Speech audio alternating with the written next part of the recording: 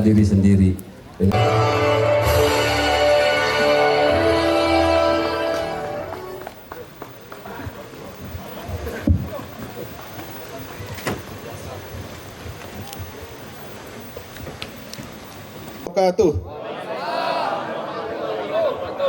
Selamat malam dan salam sejahtera bagi kita sekalian. Yang saya hormati, saya cintai, saya banggakan Mbah Ketum. Yang saya hormati, saya cintai, saya banggakan Haji Haris, Amang Gopar, rekan saya dari Jakarta, Bapak Ibu sekalian yang hadir, dan yang paling saya cintai, saya banggakan rekan-rekan sekalian yang hadir dari setiap Korda, Korwil, Korsam, dan Kordes. Selamat malam. Bagong mogok, bukan pola ngabela anu susah. Rekan-rekan sekalian, malam ini adalah malam yang sangat berbahagia bagi saya. Kenapa? Sering saya berhadapan dengan orang, sering saya bicara di depan orang, tapi malam ini adalah malam yang paling berbahagia bagi saya. Kenapa? Karena yang ada di hadapan saya adalah manusia yang benar-benar memiliki rasa kemanusiaan. Tepuk tangan untuk rekan-rekan sekalian. Kenapa? Seringkali saya berdiri, berarti dia hidup. Anjing kalau dipukul sakit, dia pasti lari. Itu tandanya dia hidup. Tetapi manusia yang punya rasa kemanusiaan adalah manusia yang mampu merasakan sakitnya orang lain. Tepuk tangan untuk rekan-rekan sekalian. Apa contohnya? Rekan-rekan membuat rutilahu, rekan-rekan menolong orang, rekan-rekan membuat jembatan. Di mana-mana saya lihat. Beberapa titik, bukan hanya satu. Mungkin sudah ada 20-30 titik. Rekan-rekan datang ke jompo-jompo, datang ke orang-orang yang tidak memiliki makanan. Datang memberikan makanan. Padahal saya tahu dengan pasti.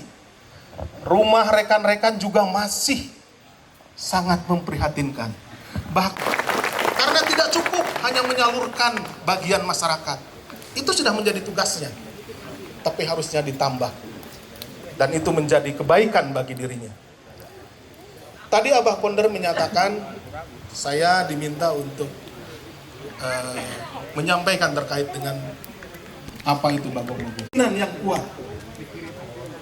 Kenapa? Saya yakin bahwa rekan-rekan lakukan itu dengan ikhlas. Saya punya sebuah padanan, saya punya sebuah perbandingan.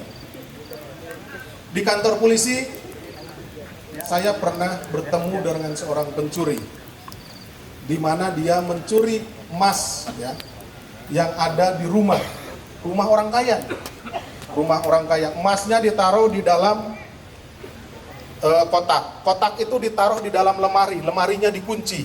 Lemari itu ada di dalam kamar, kamarnya dikunci.